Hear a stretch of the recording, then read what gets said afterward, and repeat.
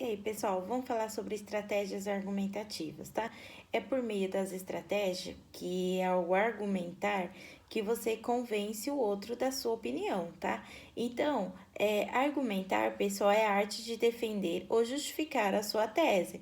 E aí, a gente tem como proposta convencer o interlocutor, tá? E para fazer esse convencimento, é necessário ter uma estratégia argumentativa, ou seja, relembrar dos tipos de argumento.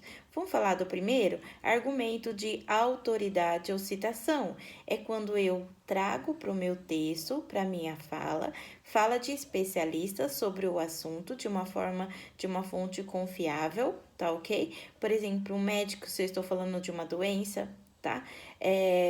Se eu estou falando de uma questão psicológica, de um terapeuta, ou seja, especialista no assunto para fortalecer a minha ideia, tá ok?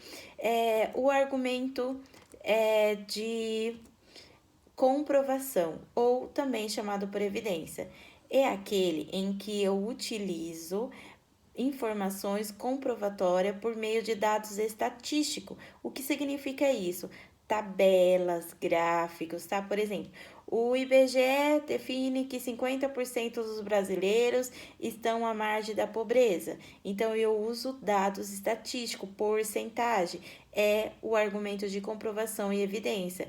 E aí temos o argumento de comparação. É quando eu comparo dois elementos, a sua semelhança e a sua diferença.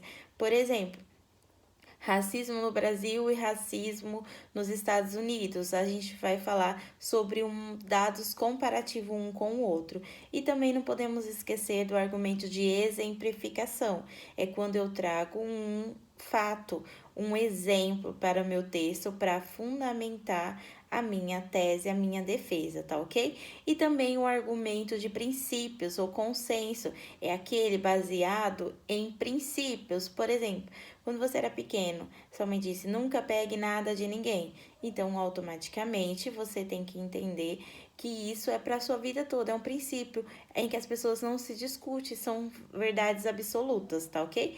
E o argumento de raciocínio lógico, também chamado de causa e consequência, é uma relação. Toda causa tem uma consequência. Se você não se prevenir, você pode contrair o coronavírus. Então, é uma relação de causa e consequência. Pessoal, esses são os argumentos, tá? Os tipos de argumentos. Espero que você tenha recordado. E para você ter uma boa argumentação, é necessário que você pesquise sobre o assunto, você tenha embasamento e você utilize no seu debate, tá? Espero que todos tenham entendido. Bom dia.